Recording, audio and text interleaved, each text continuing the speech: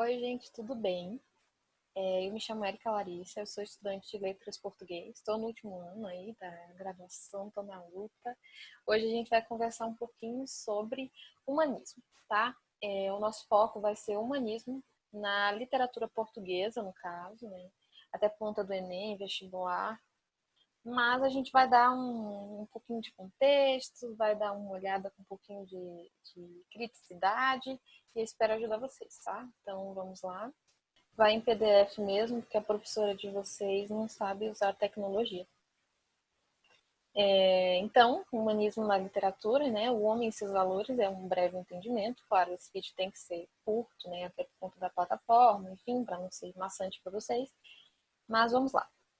Então, a gente primeiro tem que pensar, né, nessa frase aí do Protágoras, que é um grande marco para o pensamento humanista, né? Vamos lembrar aí que o humanismo ele não está só na literatura, ele também está na filosofia, na arte, na ciência, né? Está em tudo desse período aí, tá? Então essa frase é um norte aí para o humanismo, principalmente artístico. Pensando justamente no artístico, eu trouxe ali a obra do Leonardo da Vinci, né?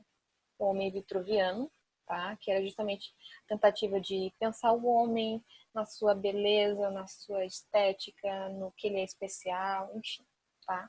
Então, se a gente for pensar de um modo bem genérico, né, o humanismo seria esse movimento que tentaria dar conta, né, seria um dos primeiros passos aí para pensar o homem nas suas especificidades, digamos assim. Porque antes, né, a gente precisa entender que existe um diálogo aí entre discursos. Então, se um discurso é inovador, é porque ele inova a partir de algo anterior, tá?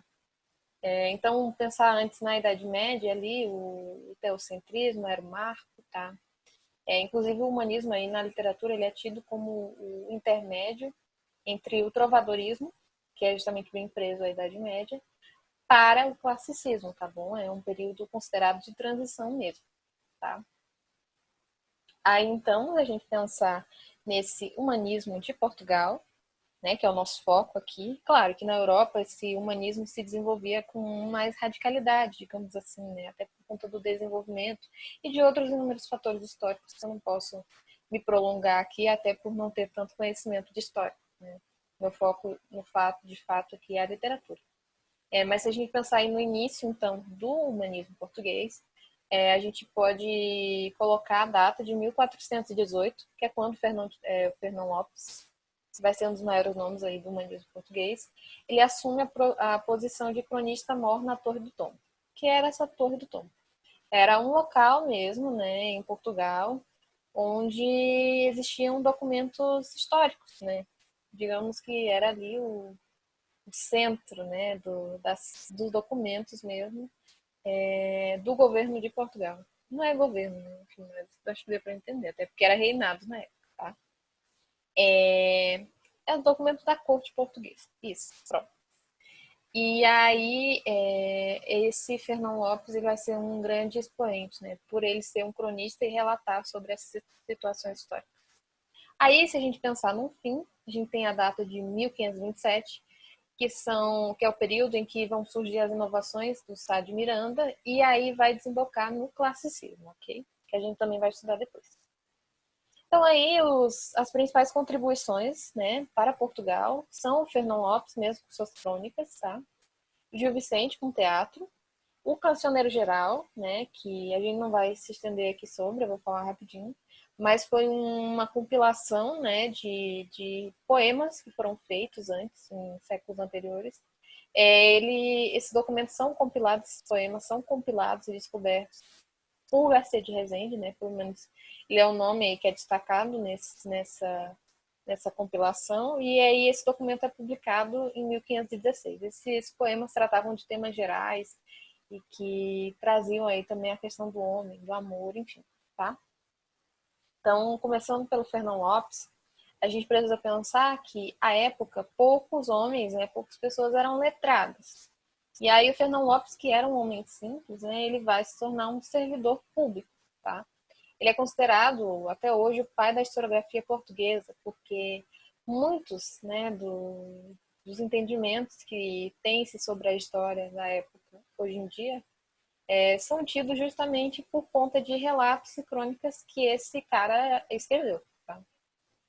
Então, como exemplo aí das crônicas principais, temos a crônica de El Rei Dom Pedro I, 1434, crônica de El Rei Dom Fernando, 1436, crônica de El Rei Dom João I, 1443. A história de Portugal é uma loucura, tá? Não que os outros lugares também não sejam. Mas, à época, o Fernão Lopes presenciou muitas situações conturbadas, né? Tipo, a dona Leonor Teles, se eu não me engano, esse é o nome dela, tá? Alguém aí que conhece mais de história também pode me corrigir, é só uma fofoca aqui, minha.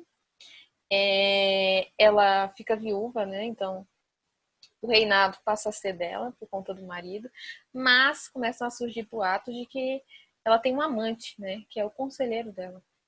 Aí, um desses reis aí, ele vai ser nomeado, digamos, pelo apelo popular mesmo, tá? Porque justamente para tirar a dona Leonor do poder, tá bom? Então, isso vai acontecer e o Fernão Lopes vai escrever sobre isso também, tá? São muitas fofocas históricas aí. Mas, só para entender um pouco mais sobre a escrita dele, né, que é o nosso foco aqui, na crônica de Dom João I, né, no prólogo ali, ele coloca qual é o objetivo dele. Nosso desejo foi, em esta obra, escrever verdade, sem outra mistura, deixando nos bons aquecimentos todo fingido louvor, e nuamente mostrar ao povo quaisquer contrárias coisas da guisa que havieram. Aí mostra bastante por que esse Fernão Lopes se diferencia de outros escritores da época. Primeiro, porque ele buscava de fato a verdade, né? É claro, não dá para você ser completamente parcial. Tudo que você pensa, que você entende, vem do que você já leu, do que você já ouviu, enfim. Isso é impossível de se desvencilhar, né? Segundo teorias filosóficas aí. Mas ele tentava, assim, ouvir não só um lado das histórias, quando ele as relatava. E, além disso, até para demarcar isso, né, para garantir isso, a cultura oral não era tanto o foco dele à época, quando ele escrevia esses relatos. Ele procurava documentos de fato escritos, né, como garantia de que essas crônicas seriam bem fundamentadas, tá bom? E aí também a gente tem que pensar, né, que o foco dele era, de fato, mostrar a população. Então, é onde ele se insere bastante nesse humanismo. Tanto por uma metodologia mais científica, né?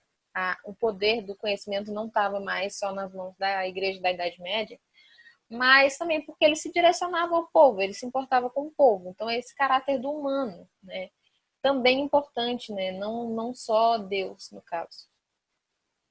Aí, então, em uma das crônicas ele coloca, né? Ele vai contar a história, né, de que o rei Dom Pedro tinha amigos, né, que cometeram um crime contra um judeu, e que mesmo assim, mesmo sendo amigos, ele não os perdoou, tá? Então, também tem essa marcação aí, o cronista, né, esse cronista Fernão Lopes, ele vai se mostrar dentro dos textos também, ele vai ser bem literário, né? A literatura junto com a história.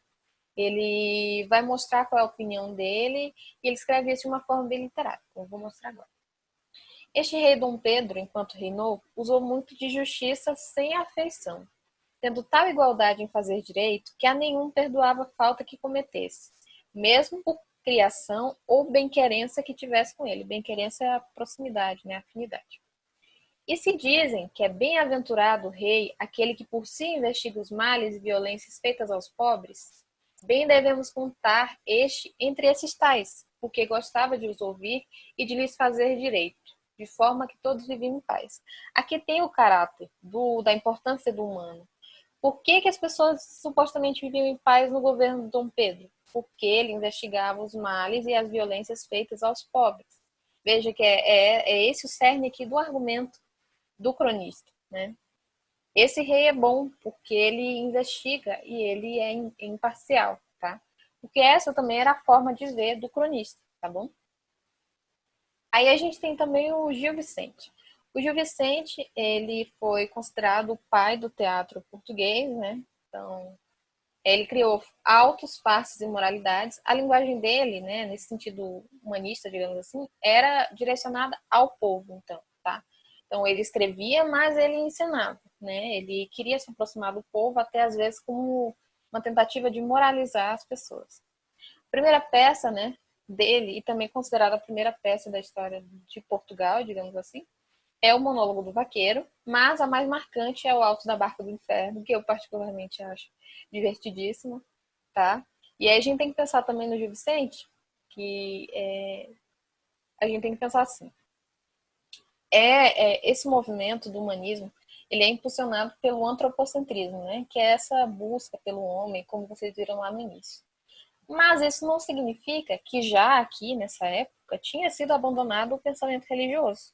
Gil Vicente, inclusive, era muito religioso. Ele era contra o protestantismo, né? Espero que seja essa palavra. Ele acreditava muito no poder da Idade Média, da Igreja da Idade Média, perdão. E ele levava isso para as peças dele, tá? A gente vai ver isso aqui no Alto da Barca do Inferno. Tem algumas anotações ali, entre parênteses, é da UFSC esse material, tá? Ele está em domínio público, vocês podem olhar lá. Leiam o Alto da Barca do Inferno, é ótimo, tá? É curtinho. E no PDF da UFSC tem essas explicações sobre palavras também, tá bom? Então vamos lá. É um dos primeiros diálogos que aparece no Alto da Barca do Inferno, só contextualizando. O Alto da Barca do Inferno é a história, né, de pessoas que morreram e aí elas têm que atravessar um rio após a morte. Para atravessar esse rio, né, elas têm que entrar numa barca. E aí tem duas. Tem a dos anjos e tem a do anjo, né? Perdão, é um anjo só. E tem a do demônio, tá? O engraçado aqui, bem literário, do Gil Vicente, é porque ele cria personagens tipo, né, que a gente chama na literatura, que são personagens que não são aprofundados, né? Eles são justamente uma generalização de uma classe, né? Tem aqui, no caso, tem o fidalgo, tem o judeu, tem a alcoviteira, tá bom? Então são tipos mesmo, é para ser uma coisa bem generalizada, tá? Então vamos lá. O fidalgo diz: Pois sim, por que terra passais? Ele pergunta para o diabo, né? Para onde você está indo? Para o inferno, Senhor. Uma terra sem sabor. O quê? Mas também disso zombais. E que passageiro achais para tal embarcação? Tipo assim, quem é que vai pro inferno, né? Aí o diabo diz: Vejo-vos eu em feição para ir no nosso cais. Vem pra cá, é você que vem comigo, né? O diabo, falando pro Fidalgo. Fidalgo, parece a ti assim? O diabo, em quem esperas ter guarida, né? Guarida é salvação. Aí o Fidalgo diz no que ele espera ter salvação. Que deixe na outra vida quem reze sempre por mim. Que reze sempre por ti? Aqui podia ter um efeito de risada demoníaca. Tu que viveste a teu prazer, pensando cá guarnecer salvar-te. Por aqueles que lá rezam por ti, embarcai agora, embarcai, que é a vez de ir nas traseiras. Mandai meter a cadeira, como também passou o vosso pai. Isso ali da cadeira é porque o diabo tinha um assistente para colocar a cadeira na barca para as pessoas sentarem. E ali, então, ele coloca, né? Você vai no mesmo lugar que foi o seu pai da vez que ele veio. Aí o Fidalgo, o quê? O quê? É lá que ele está? Então, assim, se a gente for pensar, né? Primeiro, claro, o importante para vocês investigarem, né? Primeiro, se vocês não entendem um texto literário, fica aí até uma dica, olhar se tem algum vocábulo que vocês não compreenderam, pesquisar qual é o significado dele, é o primeiro passo. Depois pode fazer uma interpretação mais geral, né? Que é o que a gente vai fazer agora. Qual é o objetivo aqui desse texto, né? Então, primeiro, o que é dito? O diabo, então, zomba do fidalgo, que acha que vai se salvar, que vai para o céu só porque, mesmo ele tendo pecado, porque ele tem quem reze por ele. E isso já seria o suficiente, tá?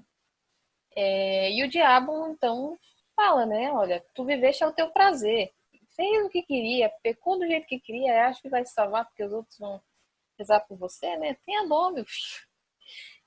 Mas aí a gente tem que pensar também, por que será que o Gil Vicente quis escrever isso? Com base no contexto histórico, né? Um ponto que a gente pode ver aí é que se o Gil Vicente era contra essa ideologia mais liberal, né? Liberal, digamos assim, da igreja protestante, é porque ele acreditava bastante no poder da igreja católica. E isso está aqui nesse texto dele, né? Não é porque alguém vai rezar por você que você vai se salvar, né? A salvação não vai vir dessa forma. Então tem aqui sim, né, de qualquer forma, uma passagem para o povo, né, uma escrita para o povo, que mostra que a salvação não é tão fácil assim de se alcançar, não. E se a gente pensar que o fidalgo ali tem um histórico familiar de pecado, talvez seja porque eles não vão à igreja, alguma coisa assim, né? Também pode ter esse recado aí no texto do Gil Vicente. Mas, de qualquer forma, é um texto engraçado, é um texto notadamente literário, né? Acho que para a gente hoje é bem óbvio que ele é um texto literário, que ele é teatral e que ele também é super divertido, tá bom? Mas aí a gente justamente precisa pensar, né, nessas nuances. A gente tenta encaixar a literatura em movimentos, mas a gente tem que ver que cada autor tem um jeito de expor isso. Então, para o Fernão Lopes era a historiografia junto com a literatura, né? Aqui, no Alto da Barca do Inferno de Vicente, já é outra história, já é outra estratégia, né, de mostrar o homem. Tá? Então a gente tem que pensar sempre nessas nuances aí, até para a gente ter um pensamento mais crítico, tá bom? Espero ter ajudado, né? Se vocês tiverem alguma dúvida, podem contatar lá no grupo do Conquista Enem, tá? Como eu já disse, eu sou Érica. Vocês vão facilmente encontrar meu nome lá no grupo, tá? E é isso, compartilhem principalmente com os amigos de vocês, né? Amigos, amigas que vocês sabem que precisam dessa ajuda pro Enem, tá? Se vocês tiverem mesmo dúvida, anotem, tá? Palavras-chave que você não conhece, alguma coisa assim. Se a gente puder ajudar, a gente vai ajudar, tá bom? É isso, abraço e tudo de bom.